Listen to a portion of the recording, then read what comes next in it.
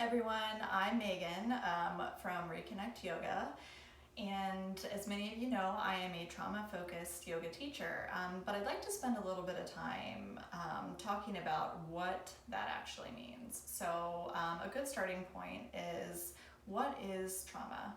So trauma is any experience that is deeply distressing and affects our body's ability to cope or regulate our nervous system. So some examples of trauma could be a divorce, the loss of a loved one, could be racism, it could be a natural disaster, and trauma can also be experienced secondary or vicariously through learning of a traumatic event, such as learning of a mass shooting, learning of child abuse. It can still manifest in the body and mind the same way as if the individual experienced the traumatic event themselves. So trauma does leave a lasting impression in the mind and body. So when a traumatic event is experienced, the body automatically goes to protect itself. So it protects itself by going into the fight, flight, freeze, or fawn mode.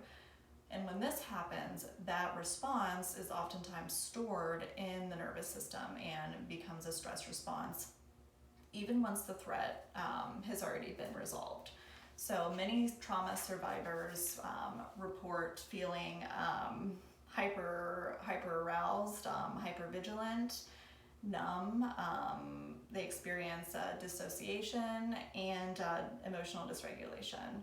So trauma can be healed, or yoga is a good tool to heal trauma by helping the individual increase their body awareness and the sensations felt within their body.